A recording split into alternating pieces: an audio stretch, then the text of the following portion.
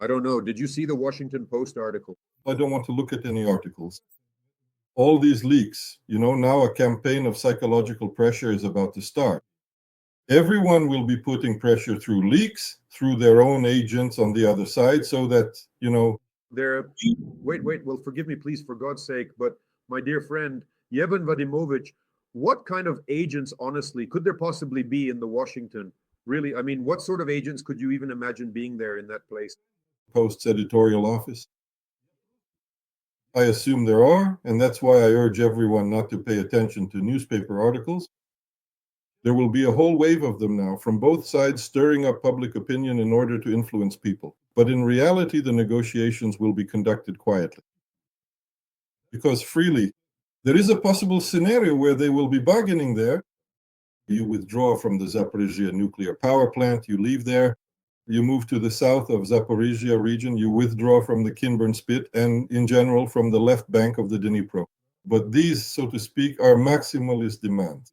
So they meet, there will be normal negotiation bargaining, but according to Trump's demands, military actions must be stopped where they are.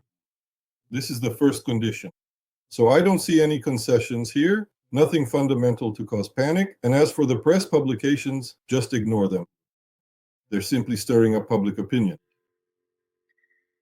Often they're paid for. I've already mentioned to you that regrettably and unfortunately, even the most reputable magazines and newspapers have become channels for leaking information, for paid content. Well, all right. Nevertheless, there have been ongoing discussions that Putin is ready to give up to Ukraine the occupied parts of the Kherson and Zaporizhia regions regarding the situation. Today, I was invited to comment on these discussions. I said, kill me if you want, but I don't believe that Putin would do it, that he would voluntarily withdraw from the territories of Zaporizhia and Kherson, because leaving these territories would mean ending the subsidy of the land corridor to Crimea through Ukraine. Well, that's not entirely true, because there's still a route left from Mariupol. This is the bypass road that basically runs along the coast, which Ukraine periodically disrupts and stops movement there. But the point is that if Putin doesn't do this of his own free will, it can also happen by force. This is a very vulnerable area of the territory. I don't know if you've noticed or not, but recently Ukraine has carried out a lot of strikes on the air defense system, of course, in Crimea and in this area. And let me remind you once again that Ukraine has long since received HARM anti-radar missiles from the US. The use of these missiles is always the first phase. The next is the operation itself. That is, it starts with these missiles having to take out the air defense radars, the air defense systems. After that, serious aviation comes in and taking control of the air protects the ground. And then the military move in, the offensive. Well, yes, I'm simplifying things a lot, I understand that. But for example, that's the general logic. So right now, Ukraine is working very actively against air defense systems in this direction. This is a very vulnerable direction because it is being attacked from two sides at once. If Ukraine manages to gain air superiority in this direction, and it actually has a good chance, then in principle, this territory could be lost even without this difficult decision could be made without any compromises. So there will be bargaining, but Trump insists that the negotiations began with a halt to military actions. Ukraine agrees to this. Putin is still resisting, but I think that at these negotiations in Budapest, Trump will lay his cards on the table, and maybe even his trump card. He'll say that he lost India as a sales market, and now he's lost Turkey. Now I'll give them sanctions and much more and put on the pressure. I'll apply economic pressure in all directions. And now I'll force Europe. Well, that's it. Europe has already stopped purchasing liquefied gas since January 1st, 1927. Now only the last remnants are left, supposedly. Russia will lose a large part of its income. You'll end up living as an appendage to China. And I tell you, and today he said it again, that he sees prospects for economic cooperation between Russia and the USA after the war. So get out of this dependence on everyone and establish yourself, then you'll have a chance for a normal existence. I even know which example he gave him. The example of Pakistan. Recently, Pakistan made a sharp diplomatic maneuver, ending a treaty first in July, a trade agreement with the USA, and in September, from Beijing's point of view, it did what is essentially weapon number one. Pakistan closed a deal with the US on rare earth metals and has already started shipping rare earth metals to the US. And what about China? Nothing. China, well, we believe, is trying to engage in some behind-the-scenes struggle. But due to the weakness of Chinese diplomacy and the fact that China's levers of influence are in general limited, Pakistan does not feel bound. For them, this is, of course, the number one opportunity to free themselves from dependence on China. And Trump will say, well, look, Pakistan did it, so why can't you? Completely new opportunities are opening up for your side. New opportunities are opening up for you. Let's wrap up. So a person who has always said it's too early to talk about peace, it's too early to discuss negotiations. Now I can say that generally speaking, the situation is ripening. If Putin is stupid, completely stupid and totally uninformed, he won't take advantage of this situation. But it will come back at the beginning of next year. And with each passing day, the situation will only get worse for him. Well, look, I also have some information, probably not as cool as yours or the journalists, from newspapers like the New York Times or the Washington Post, but from my own sources, I got this version. An important result of Volodymyr Zelensky's visit to Washington and his discussions with former President Donald Trump is that a complete and thorough mutual understanding has now been reached between the presidents of Ukraine and the United States. Additionally, it should be noted that they have never jointly developed a plan together. To force Putin, through pressure, to sit down at the table for serious negotiations, including using the story about the magazines as a tool to put pressure on the Russian dictator. See, the opinions of our sources agree. The opinions of our sources are in agreement. Indeed, no matter what they write, there have been new leaks again. The lunch ended badly, they were dissatisfied, speaking in raised voices, and so on and so forth. Vitkov insisted on giving up Donbass, and so on and so forth. I admit that all of this was discussed. It's normal to discuss very serious, pressing issues at the table. But overall, let's set aside the minor details and look at the bigger picture. And the bigger picture is that Russia has suddenly found itself essentially cornered. Cornered in Google. That is, the economic situation is simply going to collapse now. And if Putin wants to avoid this, then Trump will open a corridor for him. He'll say, please, I'll tell India to trade with Russia. I'll tell Modi that there are no more problems. And I won't put pressure on Erdogan. And you and I will develop our relations. If you want, you can even launder money for someone there, launder money through this ideological tunnel project, Alaska Chukotka. If you want to feed someone during the construction, well, go ahead. In fact, I'm extending a hand to you. Get out from under China. This might be your last chance. Listen, dear friends, esteemed viewers, I am addressing all of you, our viewers here. A lot of them are trying to absorb those who have appeared. We have all kinds of so-called Putin bots and various Kremlin trolls who are frequently present and active in our chat room. Well, let's at least comment on something from these trolls. Well, first of all, I don't want to waste time on them. Let me just take a look right now. Is there anything at all that I might be missing, or is there absolutely anything here that I should be aware of? Anything at all, first of all. For now, it's pleasant. Here's someone who just showed up. Leonid Serhachov. I can't find what exactly is so bad there. Leonid Serhachov wrote that everyone got upset. God, forget about him, huh? My friends, just don't pay attention to the Kremlin trolls. Right now, searching for some, crap that this person did is taking away our precious time for serious, in fact, We are discussing a very important topic here. A turning point, perhaps. We may have reached a breaking point now. I am someone who has always been very skeptical about negotiations and always said, it's too early, the time is being postponed. But after Trump said that Modi promised to stop, and I saw data showing that since January, India hasn't been signing futures, well, India hasn't been making deals to buy Russian oil since January. I realized that the turning point is near, and after all, India was represented at Sharm el-Sheikh. Let's not forget that meeting, to which neither Russia nor China was invited.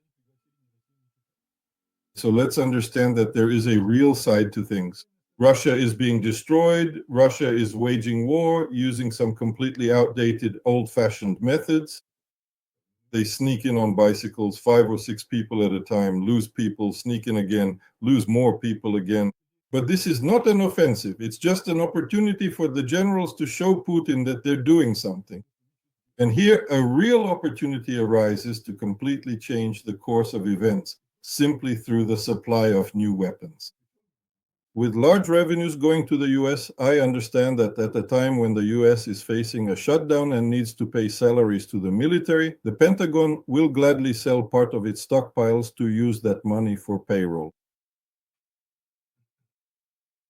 Well, all right. And what do you think? Is it true what is being published claiming that almost 40% of Russian oil refining capacity has been destroyed by Ukrainian drone strikes?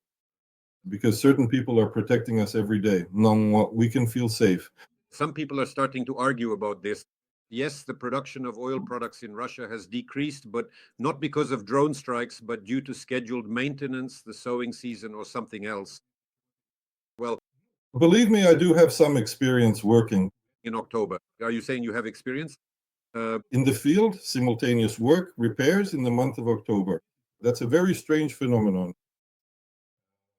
Repairs are usually done during warmer times. We might just be starting to forget Russia's climate, but in many places, the cold is already setting in. No, of course not. The persistent and ongoing efforts of the armed forces of Ukraine to disrupt Russian oil refining play a significant role. This is happening in several directions. First of all, at some facilities, oil refining simply comes to a halt. At others, they have to patch up holes and run oil refining in a simplified cycle, which reduces the output of gasoline, diesel fuel, and kerosene. In other words, that's why there is talk about using various additives for engines, which are necessary to increase the octane rating. So, of course, it's hard to say for sure whether it's 40% or 30%. Sometimes it's more, sometimes less. Somewhere they were hit, somewhere they managed to repair things, but we see the facts. Let me give you one figure. I didn't mention this yesterday, actually. What is the situation today? At sea, in the ocean, there are tankers carrying 1,200,000,000 barrels of oil. 1,200,000,000? Yes, 1,200,000,000 barrels of oil. Damn, that's a lot. What? Well, like I said, that's a hell of a lot. Converting that to tons, well, you could say it's approximately, 150 to 160 million tons of oil.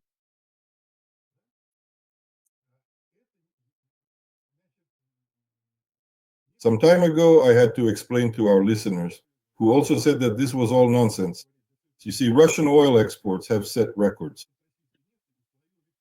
And I explained that this isn't export, it's something else. Shipments of Russian oil have set records because when you have nowhere to put the oil and the refineries won't take it, they can't process it, they're destroyed. They won't take it. The pipeline Transneft, because this pipeline is full, and the railway won't take it either because all the tank cars are already filled with oil. All the tracks are blocked by them. I just know this situation. It's happened before when there were simultaneous storms in the Baltic and the Black Sea.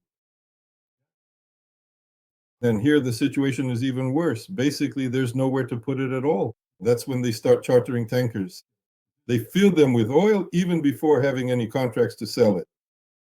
And so when the oil is shipped out but not sold, you get this effect of tankers drifting at sea with large reserves of oil. It's not just Russian oil, but to a significant extent it is Russian oil. This was connected to the fact that China started to fill its strategic reserves. Many wanted to take advantage of this, but then China finished filling its reserves, and those who didn't make it in time missed out. But in particular, Russia still can't find where to direct its export oil. Do you understand what it means when 1.2 billion barrels are just floating around with no owner? Imagine how that will affect oil prices.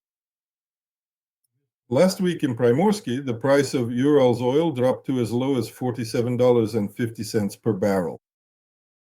That's about the level that Europe had set. Now, most likely, Trump will say, Vladimir, I can pressure Europe to stop buying your oil products, to stop buying altogether. You'll be left with no income except from China. Is that what you want? Do you really want to be a complete puppet in someone else's hands? In Xi Jinping's hands? I'm offering you other opportunities. This is an obvious, clear trend that, in my opinion, should be voiced at the negotiations. Budapest. That's why I'm really interested in these negotiations, because looking ahead, the Lavrov-Rubio dialogue, where the format of these negotiations will be discussed, where both sides will present the essence of their proposals. Well, we'll see. If they manage to find some common ground, the meeting will take place. Trump generally likes to meet people in person. He even wants to meet with Kim Jong-un. And he already has met him, though, well, they didn't agree on anything. Well, no, I mean that now he's meeting in South Korea. Yes, that's right. I apologize. There is important information that I want to share immediately.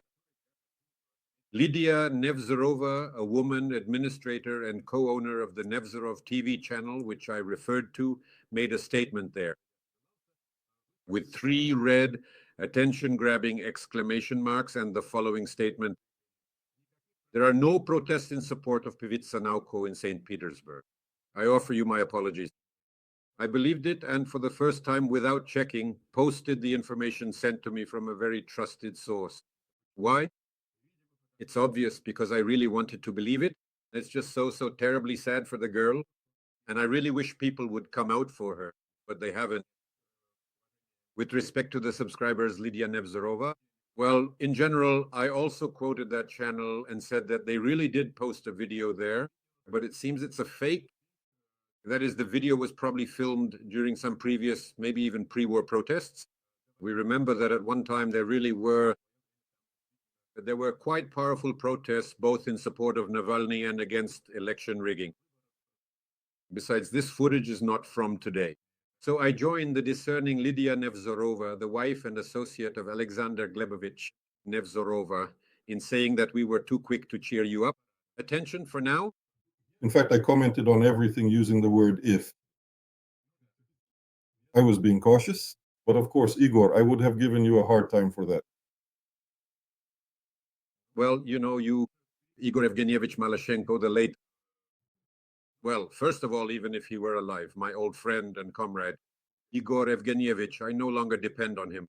He's no longer my boss, would have been. No, if it had happened at that NTV.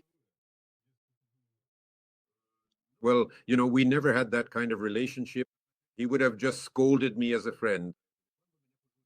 Would he have given me a hard time or not? Who knows? Igor, in general, he wasn't that kind of temperament. Of course, it would have been a more thoughtful and melancholic remark, perhaps. Thoughtful and melancholic. Sometimes it got so heated you wouldn't believe it. Seriously? Yes. I remember very clearly how we were once in the office of a very high-ranking boss. The conversation was getting pretty heated. At some point, Igor stood up and said he wasn't going to discuss this crap anymore. You all can deal with this yourselves. And then he launched into a long tirade about what he thought, using the most unprintable Russian expressions about what we were doing there. He walked out and slammed the door so hard that plaster fell from the ceiling. I'd never seen him like that before. Trust me on this. Then the high-ranking official paused for a moment, looked up thoughtfully at the ceiling, and after considering for a few seconds said, "Do you know why I actually like him so much, Igor? Because he's truly a strong man. And none of you sitting here would have stood up the way he just did." So that's how it is. It's a pity, isn't it? At that time, he turned down Boris Nikolaevich Yeltsin's offer to become the head of the presidential administration. There's one thing I can say. Well, I heard that he himself regretted it. Well, we're talking about Igor Malyshenko, dear friends, about the person who once created NTV He is the true founder of NTV. Just so you know, if it weren't for Malashenko, there would be no NTV at all. No matter what they say, both your humble servant and Tatiana Mitkova and Leonid Parfyonov and many other well-known television professionals were directly involved in this project from the very beginning. But believe me, if it weren't for the remarkable, almost brilliant, from the perspective of television manager Igor Malashenko, there would have been no NTV at all. And in 1996, he was one of those who headed Yeltsin's election campaign headquarters. And after that very same year, 1996, Yeltsin's first choice to head the presidential administration was him.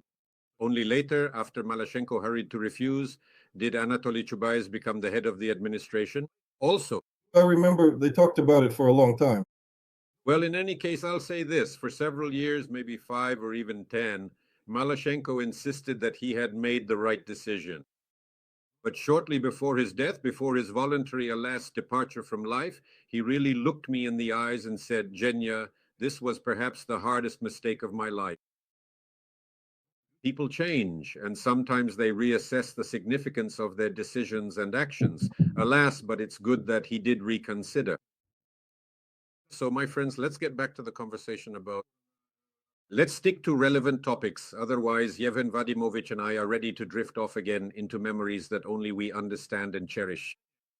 Let me remind you during the Q&A. Friends, if you haven't liked the video yet, do it right now.